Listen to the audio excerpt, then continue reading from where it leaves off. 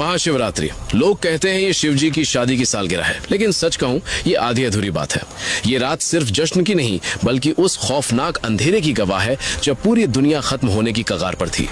एक ही रात में 3 ऐसी घटनाएं घटी जिन्होंने ब्रह्मांड का नक्शा बदल दिया। जरा सोचिए, एक तरफ शादी की शहनाइयां थी तो दूसरी तरफ मौत का जहर, और तीसरी तरफ एक ऐसी आग थी जो ब्रह्मा और विष्णु का घमंड चकनाचूर कर रही थी।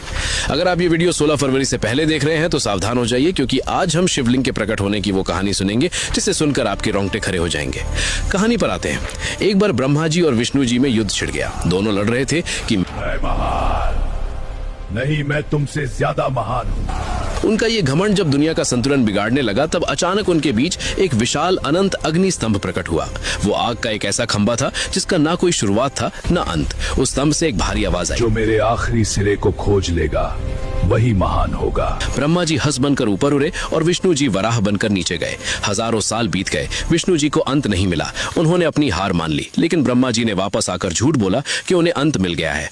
उसी पल उस आग से काल भैरव प्रकट हुए और सजा के तौर पर उन्होंने ब्रह्मा जी का वो सिर काट दिया जिससे उन्होंने झूठ बोला था। उनका अहंकार टूट गया, क्योंकि शिव जी आग के रूप में आए थे। वो बहुत गर्म थे। तब देवताओं ने उन्हें शांत करने के लिए उन पर जल और दूध चढ़ाया। यही वो पहला दिन था जब शिवलिंग पर रुद्राभिषेक की शुरुआत हुई। लेकिन कहानी यहीं खत्म नहीं होती।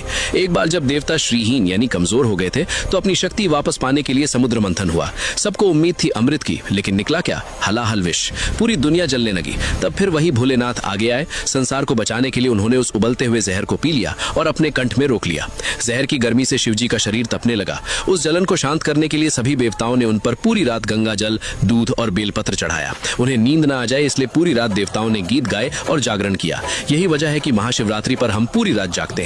लेकिन रुको, ये रात इतनी डरावनी भी नहीं है। इसी रात प्रेम की जीत भी हुई थी। जब माता सती ने अपने प्राण त्यागे थे तो शिवजी पूरी तरह टूट गए थे।